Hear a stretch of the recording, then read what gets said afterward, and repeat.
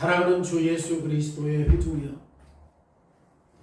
하나님은 혼돈의 상태에서 창조적인 활동을 더 진행하게 하십니다.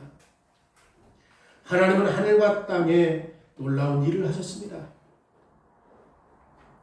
우리가 창조 세계를 바라볼 때 종종 경이로움에 사로잡힙니다. 비록 죄로 말미암아 이 세상이 부패한 후에도 세상은 여전히 경이롭습니다. 생각해보면 우리가 자주 보는 찬란한 석양이 얼마나 장엄합니까? 우리는 북극의 오로라가 하늘에 펼쳐진 장관들을 보면서 감탄합니다.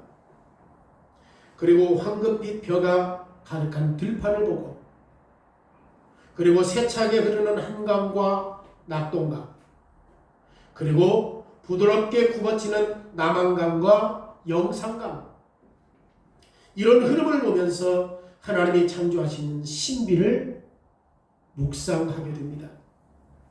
그런데 우리는 여기서 멈추면 안 돼요. 창조의 경이로움은 반드시 창조주 하나님께 대한 경외심으로 나타나야 돼요. 그러니까 강을 보고, 그리고 석양을 보고, 멋있다로 끝나는 게 아니라 반드시 누구를 봐야 돼요? 경외로우신 하나님 볼 수 있어야 돼요. 오늘 본문이 우리에게 보여주는 것은 단지 피조물의 아름다운 내용을 기록한 게 아니라 창조주 하나님의 지혜와 능력과 위엄을 계시하시는 내용을 볼 수 있어야 됩니다. 오늘 설교 제목이 무엇입니까? 하나님께서 엿새 동안 하늘과 땅을 창조하셨다는 내용이에요. 그런데 어떻게 창조하시느냐? 웅장한 방법으로 창조해요. 오늘 본문 3절의 말씀해 보세요. 하나님이 이르시되 빛이 있으라 하시니 뭐가 있었어요? 빛이 있었다. 그러니까 하나님께서 명령만 하시면 뭐예요? 그대로 돼요. 명령만 하시면. 그러니까 이 말씀이 뭐예요 지금? 3절 말씀이 뭐예요? 하나님의 절대적인 능력과 주권을 보여주는 거예요. 하나님은 당신의 뜻을 말씀하시면 하나님께서 원하시는 대로 즉각적으로 이루어져요. 뭐 때문에? 그분의 능력과 주권 때문에. 빛이 있으라 하시니 빛이 있었고 눈 깜짝할 사이에 일어났던 일입니다. 그런데 우리는 이렇게 질문할 수도 있어요. 왜 하나님은 아직 형체가 없는 땅덩어리? 왜 그러냐면 1절과 2절을 우리가 지난주에 살펴봤을 때 하나님께서 세상을 완벽하게 창조한 게 아니라 아직은 어떻게 창조했어요? 사람이 창조할 수 없는 흑암과 또 어둠, 또 혼돈과 공허함으로 창조하셨어요. 형체가 없는 땅덩어리를 만드신 이후에 지금 첫 번째 하신 일이 뭐예요? 빛이 있으라. 그러면 왜 빛을 창조하셨는가? 왜 하나님은 한 번에 당신의 주권과 능력으로 세상을 한 번에 다 창조할 수 있는데 왜 그렇게 하지 않았는가? 하늘과 땅이 온전하게 완성될지어다 라고 말하면 그 말대로 그냥 되는 거예요. 뭐 때문에? 하나님의 능력과 주권 때문에. 그런데 하나님은 왜 여러 날을 통해서 단계별로 이렇게 세상을 창조하셨는가? 하나님은 식물과 나무, 동물, 인간이 모든 제자리에 있는 완전한 상태의 세상을 얼마든지 만들 수 있는 능력이 있어요, 없어요? 있죠. 단 한 번에. 그런데 지금 본문에서 계속되는 반복되는 한 구절을 볼 수 있죠. 그게 뭐예요? 계속 반복되는데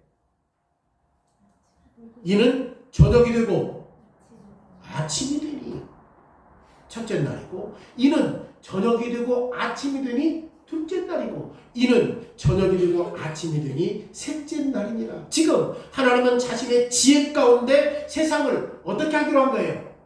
6일 동안 창조하기로 의도적으로 계획한 거예요. 여러분, 우리는 이 날들에 대해서 생각해야 합니다. 날의 문제에 대해서 너무나도 많은 논의가 있어요. 논쟁이 있어요. 19세기 이전까지만 해도 창세기 1장에 있는 6일 창조 어떤 문제를 제기하지 않았어요. 이 날은 오늘날과 똑같은 날인가 보다. 1일, 2일, 3일, 4일, 5일, 6일 동안 이렇게 창조하시고 하나님께서 안식하셨구나. 19세기까지만 해도 어떤 논쟁이 없었어요. 그런데 지금 이 논쟁이 19세기 이후에 있는 이 논쟁이 아주 심각하게 나타나요. 왜냐하면 찰스 다윈이 제시했던 진화론 때문입니다. 진화론에 따르면 모든 생명은 미세한 에바브로부터 수십억 년 전에 걸쳐서 지금 세상이 이루어졌다고 말합니다. 여기서 철학이 개입이 돼요. 왜냐하면 진화론은 사실 뭐예요? 지금 진화론의 가장 밑바닥에 깔려있는 전제가 뭐예요? 하나님이 존재하지 않는다라는 사실들을 전제하고 있어요. 진화론은. 지금 오늘날까지라도 빅뱅 이론이 어떻게 해요? 빅뱅 이론이 이 세상의 우주가 만들어졌던 기초라고 생각하잖아요. 하나의 불덩어리와 같은 단단한 점이 있었는데 이게 점점 폭발한 건 아니지만 점점 뭐 했다? 커졌다. 이게 빅뱅이군요. 이래서 우주가 생겼다는 거야.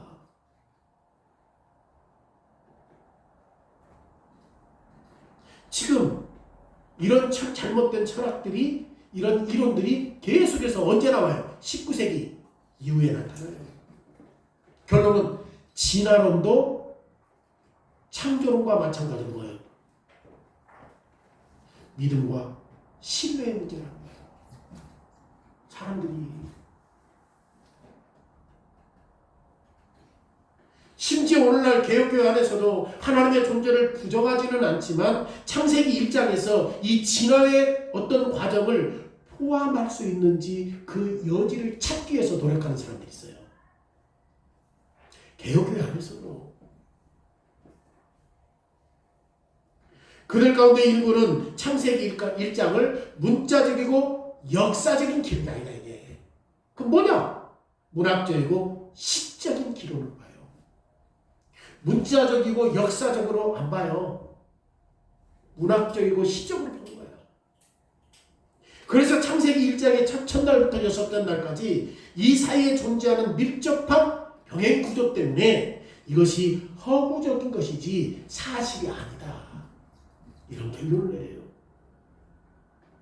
진화론자들은 6일 창조의 병행 구조를 하나님이 창조하신 사역의 요점으로 가르치기 위해서 사용하신 것이다라고만 말해요. 하나님께서 요점으로 세상을 창조하신 것이다. 다시 말하면 구체적인 세부 사항을 알려주는 것이 아니라 하나님의 창조의 근원이다. 이것만 말해요. 일반적인 메시지를 알려주는 이야기로 본다는 것이죠. 진화론에 따르면 창세기 1장은 창조의 시간적인 순서를 가르치는 것이 아니에요. 진화론자들은. 1일날 뭐 만들고 2일날 뭐 만들고 아니요. 진화론자들은 필요 없어.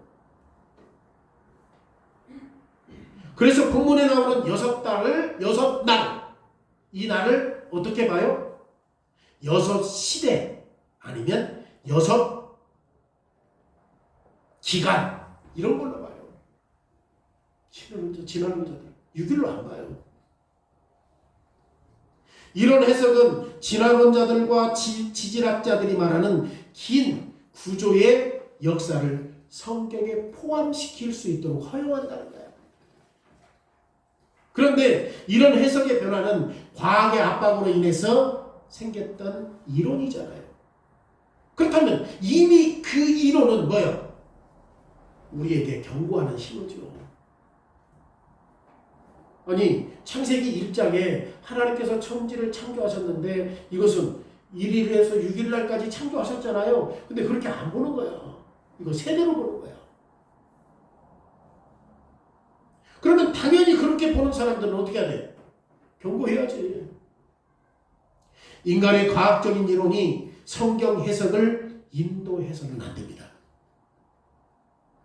오히려 정반대가 돼야 되는 거죠. 과학은 인간의 지식을 추구하는 것이고 오류의 가능성이 있는 탐구예요. 과학적 이론은 끝도 없이 수정되고 바뀌잖아요.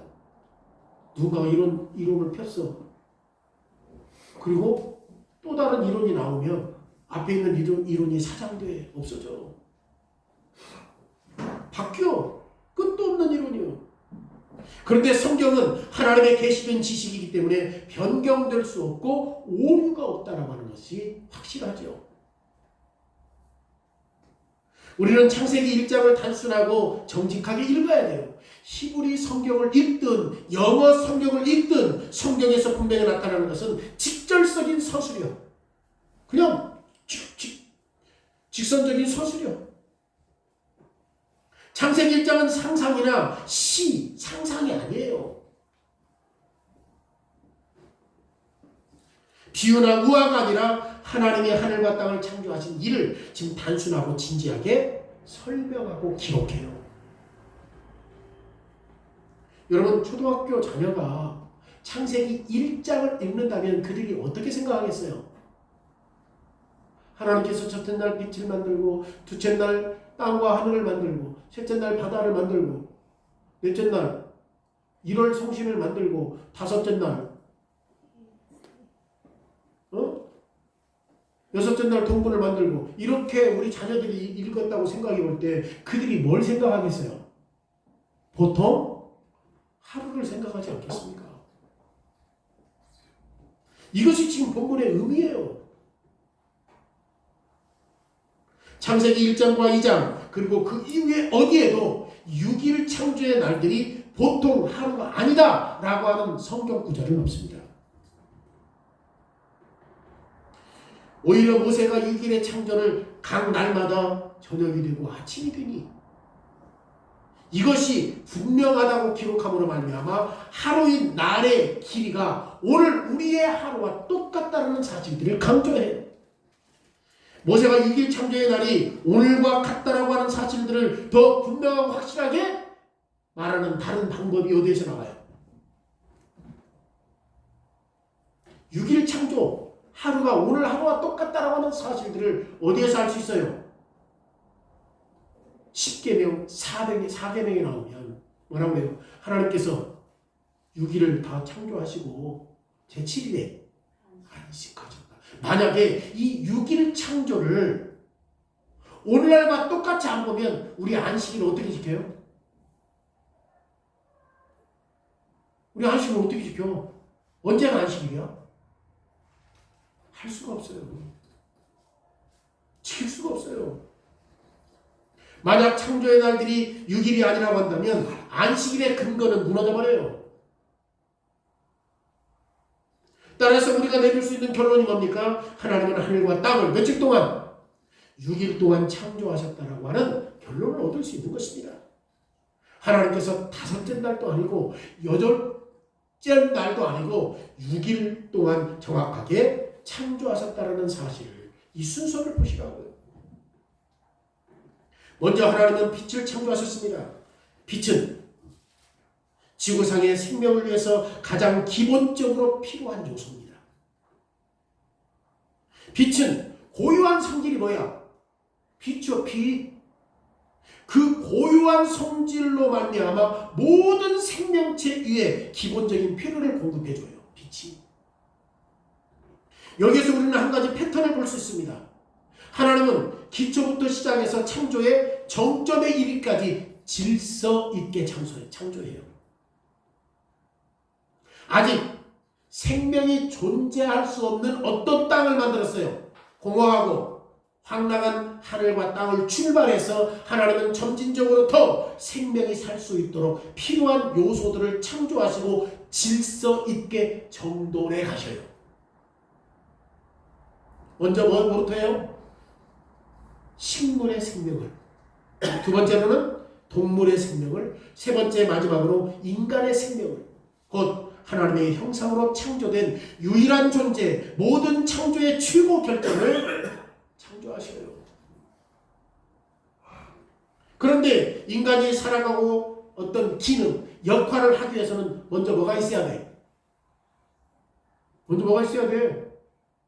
음식이 있어야 되고 의식주가 있어야 되잖아요. 그래서 하나님은 당신의 창조 사역 안에서 점진적이고 고조되는 점점 높아지는 리듬과 이런 질서 있게 창조해요.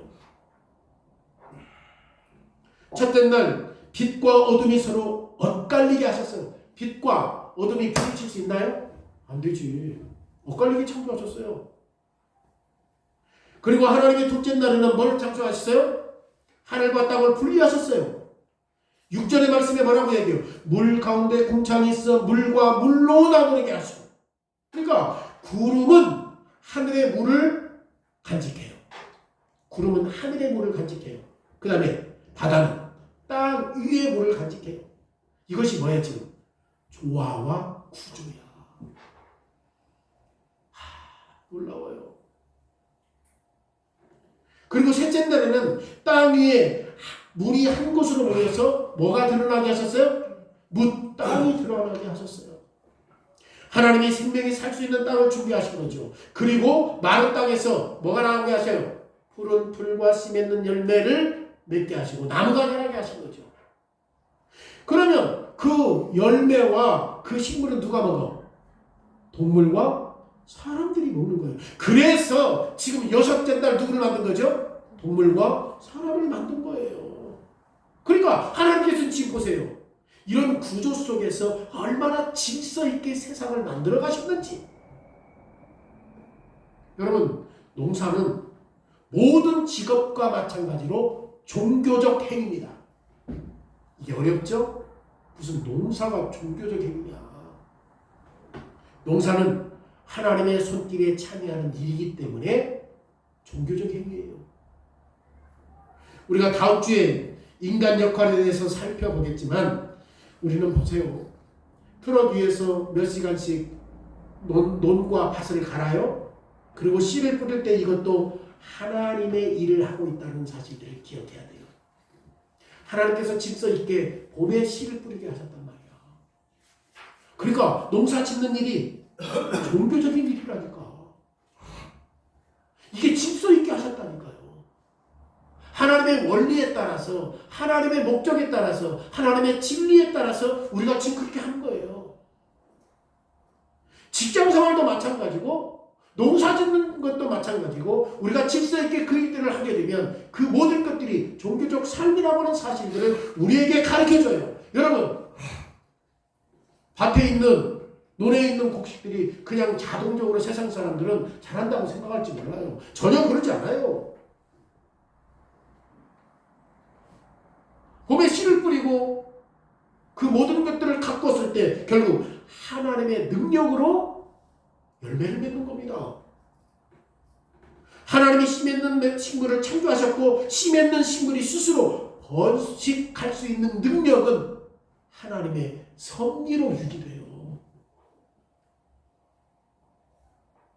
우리는 그냥 씨 뿌리면 자동적으로 되는 것 같지만 이 모든 것들이 누구의 섭리 안에서 이루어져요? 하나님의 섭리 안에서 유지된다는 사실들을 알 수 있습니다. 만약에 이 씨 맺는 열매가 식물이 성장하지 못하도록 한다면 어떻게 돼요? 우리 어떻게 돼요? 굶주리고 결국 기근으로 인하여 생명을 잃어요. 요셉 기억해 보십시오. 그래서 우리는 매년 봄에 이 농사와 노동을 위해서 기도해야 돼요. 하나님께서 질서 있게 봄에 씨를 뿌리라 했을 때 햇빛과 비를 주심으로 말미암아 하나님의 창조의 질서 안에서 우리가 농사를 질 수 있도록 은혜를 주옵소서 기도하는 겁니다. 하나님의 창조의 과정에서 놀라운 질서와 지혜를 보여주고 있는 거죠. 질서와 지혜 안에서 또 뭐 또 볼 수 있어요? 조화와 연결성을, 일관성을 볼 수 있어요.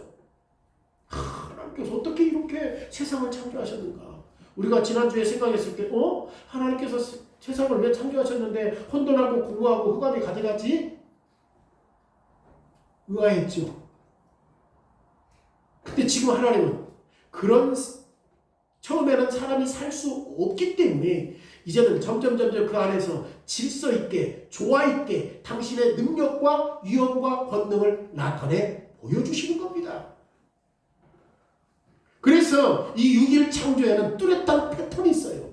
우리가 잘 알고 있는 첫째 날 뭐 했어요? 빛을 창조했잖아요. 그런데 넷째 날이 뭐야? 해, 달, 별. 뭐가 돼? 조화가 이루어져. 둘째 날 뭘 창조하셨죠? 하늘과 바다를 창조하셨죠. 그 다음에 다섯째 날 뭘 창조해요? 새와 바다의 물고기를 창조하셔요. 조화가 이루어져요. 셋째 날 뭘 창조해요? 땅을 드러내시고 식물과 나무가 자라나게 하셨잖아요. 여섯째 날 뭘 창조해요? 동물과 사람을 창조하셔서 이 구조, 질서 한번 보시라고. 6일 창조된 것이 서로 맞물려 있단 말이에요. 하나님의 경이로운 창조 안에는 완전한 대칭을 이루는 아름다움이 있습니다. 그런데 왜 이런 훌륭한 패턴이 사람들은 이 내용을 역사적인 사실로 안 보고 문학적으로만 봐? 왜 비역사적인 사실로 이해를 해야 돼?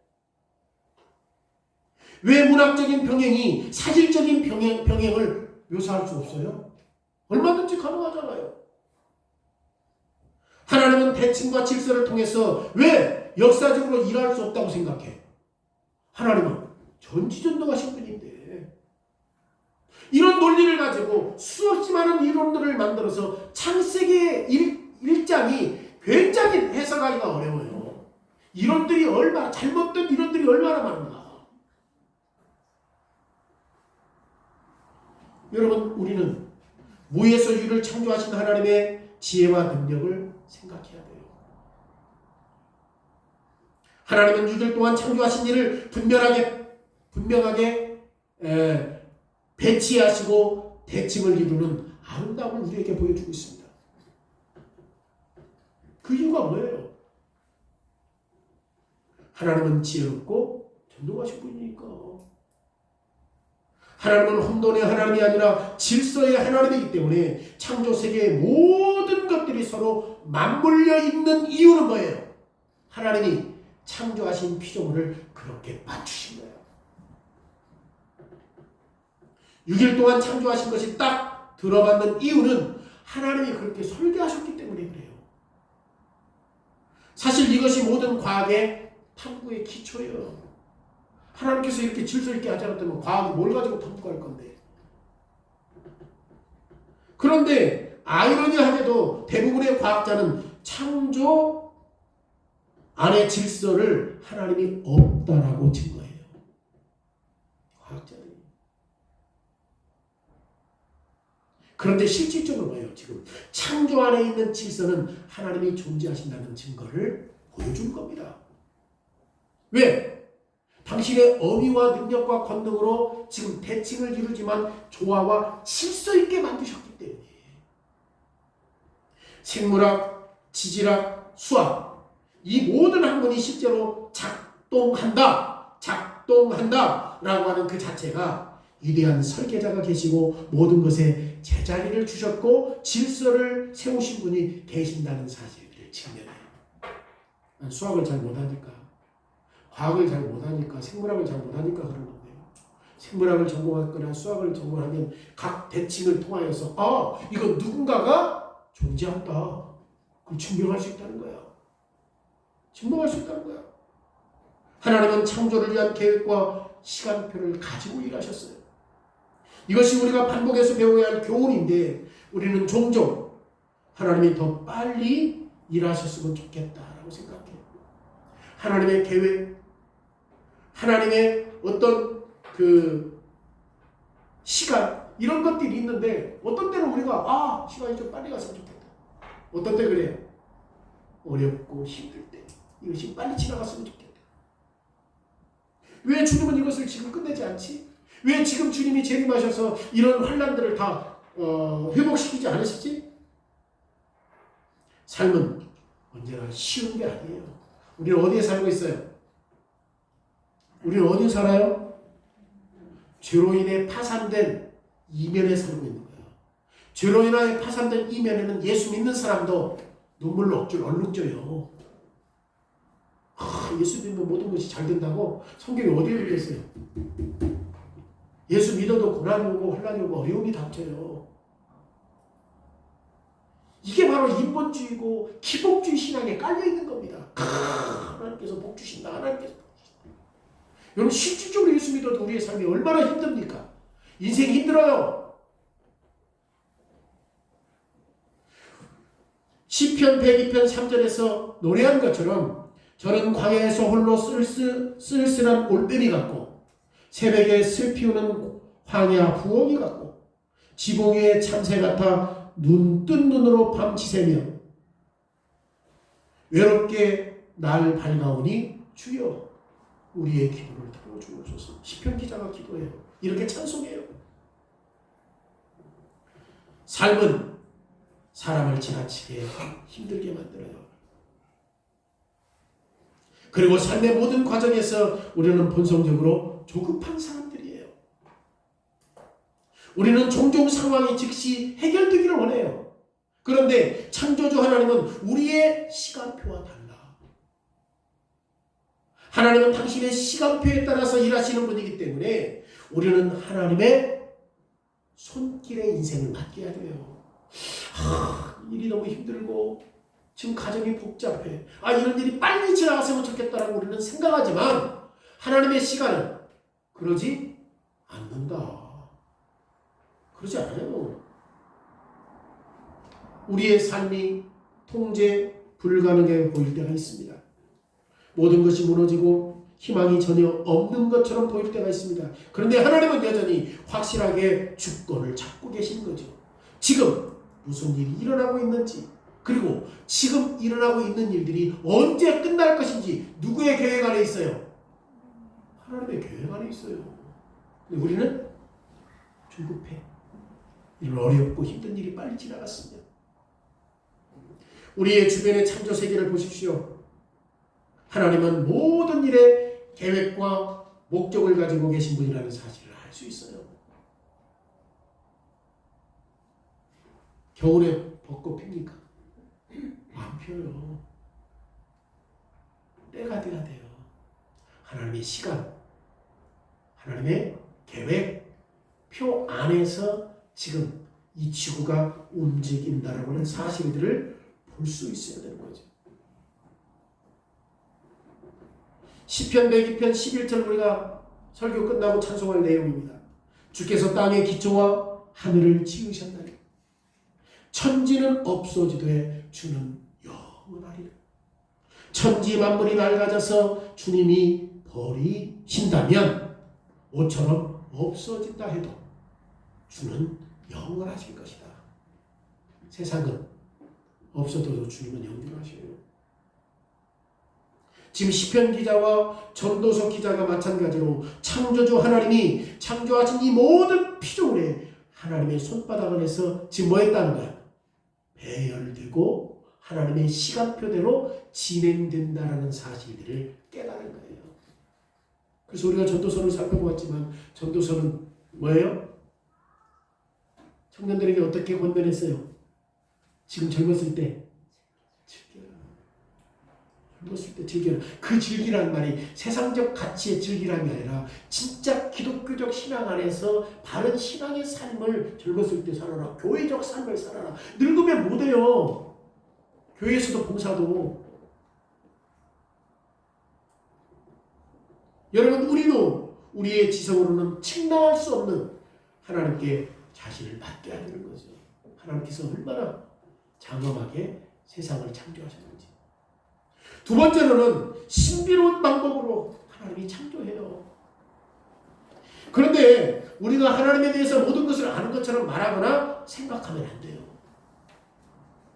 오늘 본문은 하나님에 대한 몇 가지 신비를 보여줘요.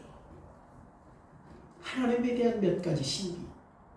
우리는 이 신비를 하나님의 창조사역의 방법에서 볼 수 있는 겁니다. 그래서 하나님은 세상을 창조하시는데 신비로운 방법을 해요. 모세는 아주 단순하게 이렇게 말합니다. 오늘 3절에 하나님이 이르시되 빛이 있으라 하시니 빛이 있었다. 여러분 이 말씀 이해할 수 있습니까? 이해가 돼요? 여러분 혼란스럽지 않습니까? 말만 하면 다 된다고? 사람이 무엇을 만들기 위해서는 뭐가 있어야 돼? 기존에 있는 재료가 있어야 되잖아요. 우리 어린아이가 탑을 쌓고 싶으면 블록을 꺼내서 하나하나 끼워야 되잖아. 어른들이 탑을 쌓으려면 어떻게 해야 돼요? 철근을 세우고 콘크리트를 붓기 위해서는 레벨콘 차가 오고 또 크레인 차가 와서 해야 탑을 쌓을 수 있는 겁니다. 누군가가 글을 쓰거나 아니면 그 그림을 그린다면 손에 뭐가 있어야 돼요? 펜과 붓이 있어야 돼요. 뭐가 있어야 돼요? 뭔가 우리는 재료가 있어야 돼요. 도구가 있어야 돼요.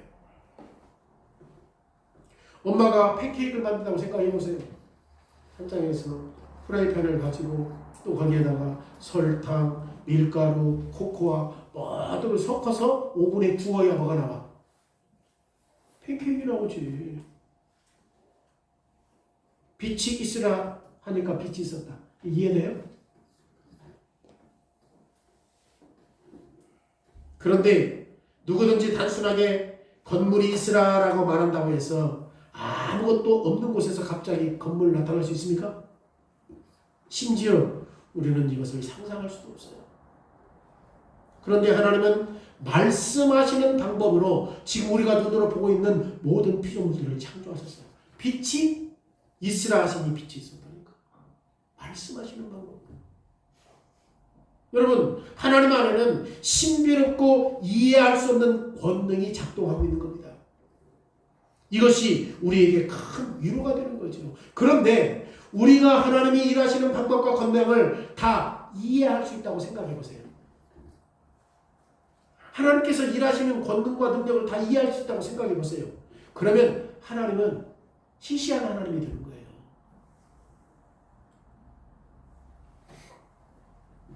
왜? 얼마든지 하나님을 다 파헤칠 수 있으니까.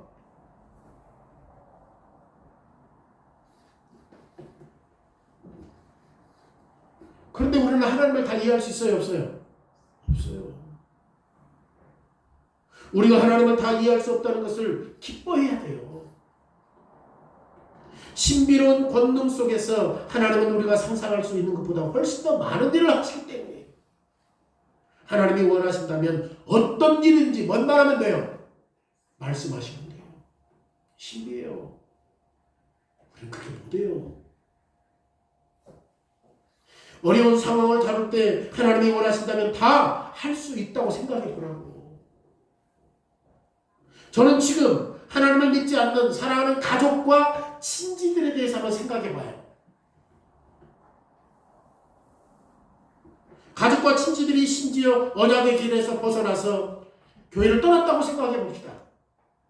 정말 우리 생각해 볼 때 얼마나 안타까워요. 결코 믿음을 버리지 않고 교회를 떠나지 않을 것이라고 생각했는데 가족들이 떠났다고 한번 생각해 보세요.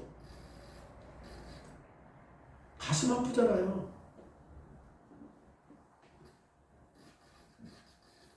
우리와 함께 예배하기를 원하고 함께 하나님을 섬겼으면 좋겠는데 그런데 우리가 그들을 설득하고 기도해도 지금 영적으로 열정적으로 설명해도 진보가 없어. 우리가 원하는 대로 안 돼. 그래서 우리는 쉽게 낙심하고 실망하고 절망해요. 내가 어떻게 우리 형제와 친척들에게 더 가까이 나갈 수 있을까? 왜 이렇게 하는데 안 되지? 아, 이건 우리의 사명이 아닌가 보다. 낙담하게 돼요. 그런데 그렇지 않다는 거예요. 왜냐하면 로마서 4장 17절에 기록된 바 내가 너를 많은 민족의 조상으로 세웠다 하심과 같이 그가 믿은 바 하나님은 죽은 자를 살리시며 없는 것을 있는 것으로 부르시는 자시니라. 우리는 못하는데 누구는 해요? 하나님은 할 수 있는 거예요. 하나님은 할 수 있어요. 죽은 자를 살리시며 없는 것을 있는 것으로 부르시는 하나님이라고 분명히 말해요. 하나님의 강력한 말씀이 누구를?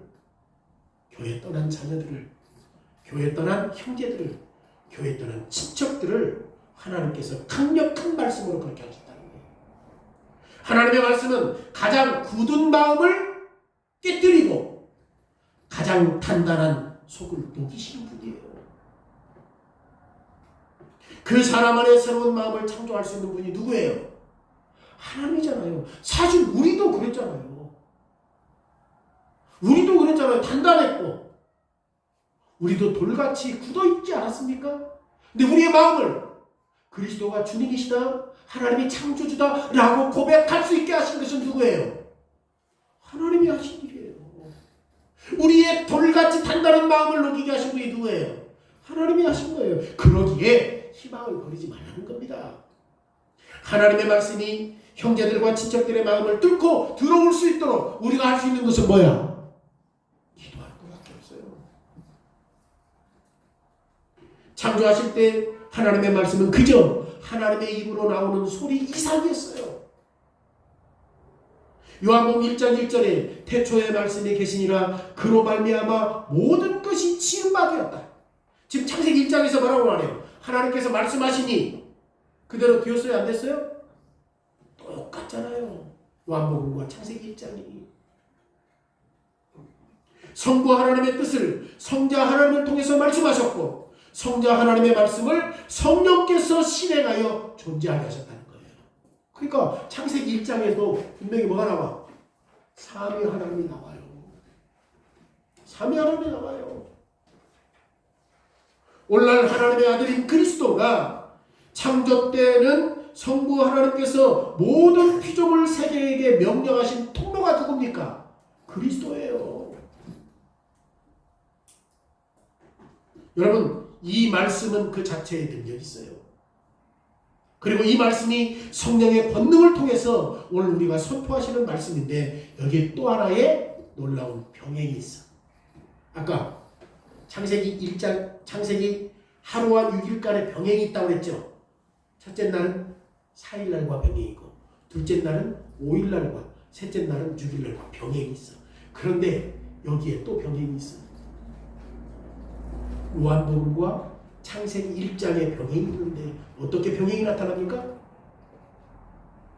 성부와 성자는 태초에 성령을 보내주심으로 말미암아 이 세계 창조된 세계를 어떻게 했다고 그랬지? 감찰하시고 붙들어 주시고 활기를 주신다고 얘기했잖아요. 다시 말하면 창조 세계가 일어날 수 있도록 누가 하신다? 성령께서 하신 거예요. 누가 보냈어요? 성령은 성부 하나님과 성자 하나님이 보냈어요. 그런데 오순절에 이제 잘 봐. 병행구야. 병행구. 오순절에 성부와 성자가 다시 누구를 보내? 성령을 보내. 그리스도 안에서 다시금 새 창조를 감찰하시고 활기를 주시도록 하신 분이 누구예요? 성령님이요.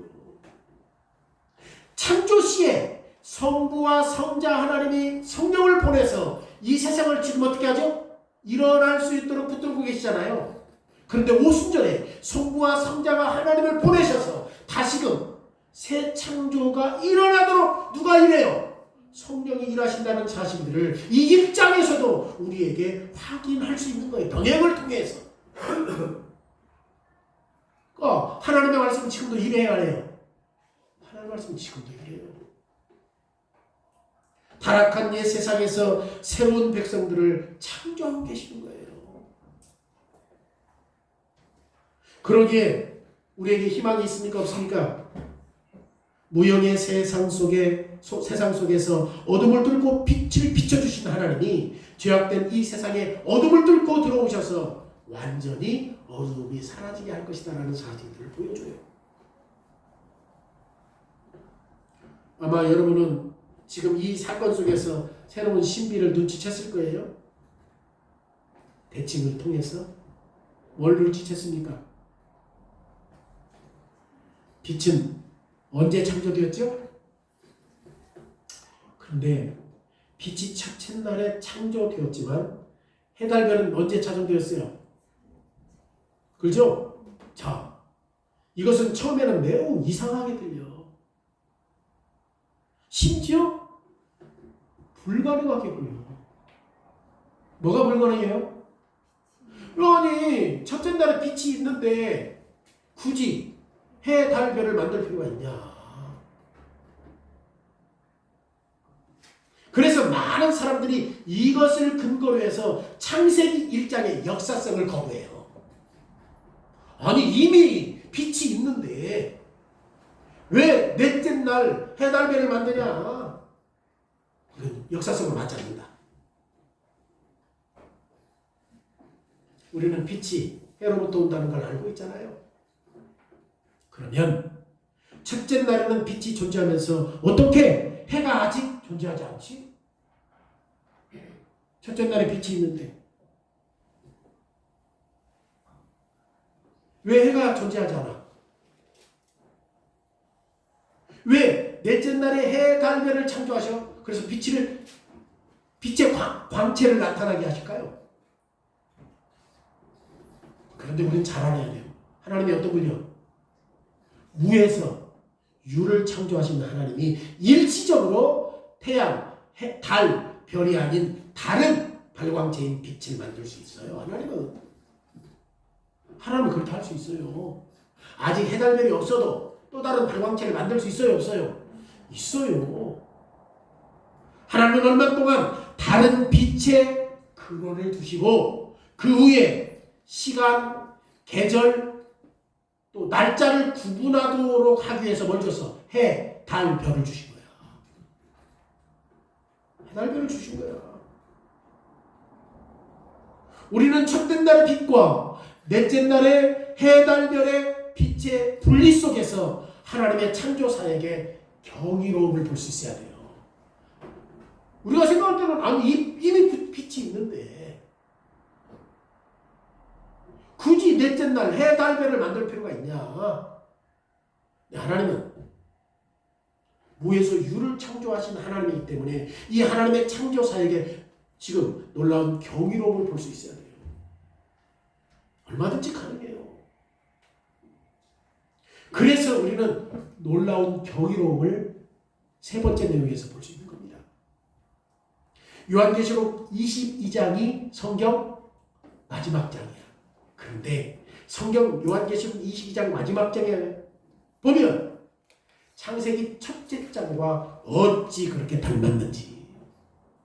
창세기 1장과 지금 요한계시록 22장에 뭐라고 얘기해요? 새하늘과 새 땅, 새 예루살렘에 대한 상황을 말씀하거든요. 4절과 5절 말씀해 보세요. 그의 얼굴을 볼 터이요 그의 이름도 그의 이마에 있으리라. 다시 밤이 없겠고 등불과 햇빛이 쓸데없으니 이는 주 하나님이 그들에게 비추시리라. 새하늘과 새 땅에서 누가 비춰? 하나님 자신이 빛이요. 여러분, 새하늘과 새 땅에는 다시는 밤이 없고 빛이 있어요? 없어요? 없어요. 빛이 필요 없어. 하나님이 그들에게 빛을 주시기 때문에 하나님이 뭐야? 빛의 근원이요. 사람은 항상 해를 높이 평가해요. 왜 그래요? 왜 그래요? 왜 해를 자꾸 높이 평가해요? 사람들은. 오늘날 과학은 태양의 빛과 열이 없으면 지구상의 생명체는 존재할 수 없다고 말해요. 우리 모두가 태양의 빛으로 공기와 땅을 따뜻하게 지금 맞이할 때 기뻐해요. 그래서 농부는 농작물을 위해서 절대적으로 뭐가? 태양을 의존해요. 우리가 농사를 지을 때 배와 보리가 성장해서 수확하기 위해서는 절대적으로 빛과 열의 양이 어느 정도 있어야 돼요? 없어야 돼요? 절대적으로 있어야 돼요. 그래서 태양은 오래도록 생명의 근원이라고 생각했습니다. 우리가 잘 알고 있는 대로 출애굽기에서 그 10가지 재앙 가운데 이스라엘 백성들의 빛을 잃었죠? 이스라엘 백성이 아니라 애굽 사람들에게 빛이 잃었잖아요. 근데 애굽 사람들의 빛은 뭐야? 태양신이요. 라. 애굽신이요. 절대적이요. 최고로 높은 신이 태양신이라니까. 그런데 하나님의 말씀에서 지금 미묘하지만 확실하게 태양은 누구라고 말해? 하나님 자신이에요. 그러니까 이 세상에 있는 태양은 단지 뭐야? 일종의 도구일 뿐이요. 빛을 잠시 맡아 있는 임시 관리자의 역할을 한 거예요. 빛이. 먼저 빛을 창조하시고 며칠 후에 태양을 창조하셨잖아요. 4일 후에. 태양이 전부가 아니죠. 이제는 뭐가 전부야? 하나님이 전부예요. 왜? 태양의 임무가 끝나면 하나님의 빛이 영원토록 우리에게 비추기 때문에. 그러니까 이게 병행을 보라는 병행. 창세기 1장에서 그리고 요한계시록에서 이게 지금 경이로움이에요. 정말 하나님의 놀라운 창조주 하나님인데 이 모든 창조물 중에서 하나님의 독특한 창조, 이 천재성을 볼 수 있는 거예요. 천재. 정원과 밭에서 일해본 사람, 아니면 주말마다 들판으로 나가서 꽃구경을 하는 사람 경험했잖아요. 뭘 경험해요? 꽃향기를 맡으며 그 꽃잎이 얼마나 정교하고 섬세한지, 그리고 그 디자인과 다양한 무늬 보십시오. 그 형태를 보십시오. 그 여러 가지 색깔들을 보십시오. 이 식물들의 색이 아무리 달라도 충돌하지 않아요. 요즘 안에는 막 보면 감탄을 해. 나무를 보고 꽃들 보고 산을 보고 감탄을 해. 여러분, 수천 년 동안 현재의 창조를 연구하고 또 연구했지만 우리는 완전히 모든 것이 서로 맞물려서 작동하는 것에 감탄할 수밖에 없어요.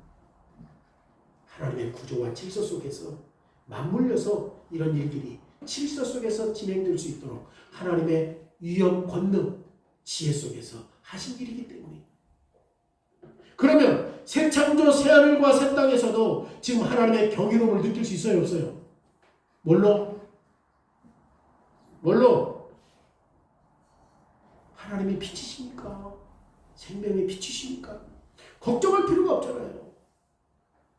이 땅에서 살아가는 사람들이 새하늘에서도 존재할까? 이 땅에서 우리가 누렸던 그 문화들을 하늘에서도 즐길 수 있을까?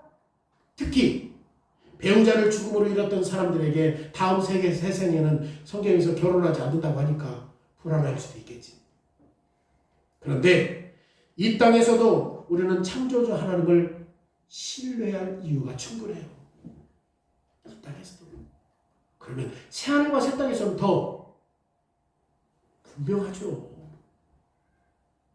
지금 죄로 인하여 이 세상이 엉망진창 된 거 아니에요. 전쟁이 끊임이 없고 지진이 일어나고 시기와 질투가 끊임이 없는 이 세상에서도 하나님께서 지금 하나님께서 만드셨던 경이로움을 볼 수 있는데,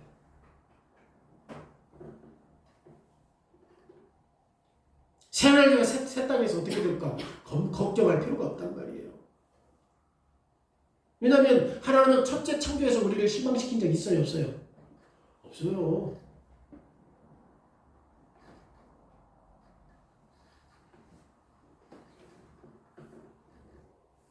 이 지구가 경외심과 죄로 타락했지만 놀라움을 일으킨다고 한다면 다음 지구는 훨씬 더 놀라움을 일으킬 것이다. 하나님이 이 땅의 삶에서 결혼이라는 아름다운 삶을 주셨다면 다음 삶에서 훨씬 더 아름다운 것을 주실 것입니다. 우리가 상상할 수는 없지만 하나님이 이 세상을 구원하시고 새롭게 출발하기 위해서 독생 성자 예수 그리스도를 주셨다면 새 지구가 현재의 지구와 비교할 때 어떤 것이 더 아름다워요? 새로운 지구가 훨씬 더 아름답죠. 여러분, 창조주 하나님은 지혜롭고 하나님의 작품은 이미 우리의 이해를 뛰어넘는 경이로움으로 가득 차요. 놀라워요. 그러기에 이 확실한 희망과 간절한 기대를 가지고 우리는 뭘 볼 수 있어야 돼요? 새 창조를 바라보고 기다릴 수 있을 때 지금 이 상황 속에서 우리가 절망하지 않을 수 있다는 거죠. 여러분, 반드시 6일 창조는 현재 날과 같다 안 같다? 같다. 만약에 이게 6일 창조와 현재의 날과 다르다면 어떤 문제가 생긴다고? 안식일의 문제가 생겨요. 안식일 언제 지킬 거예요? 근데 하나님께서는 이 세상을 그렇게 창조하셨는데 처음에는 흑암과 혼돈과 어둠이 했었지만 시간이 가면 갈수록 첫째 날, 둘째 날, 셋째 날, 넷째 날, 다섯째 날, 여섯째 날 하나님의 지혜와 어미와 능력을 통해서 지혜와 그리고 이것을 어떻게 했어요? 구조적으로 알맞게 지으셨다라는 사실들을 우리에게 가르쳐 주고 있습니다.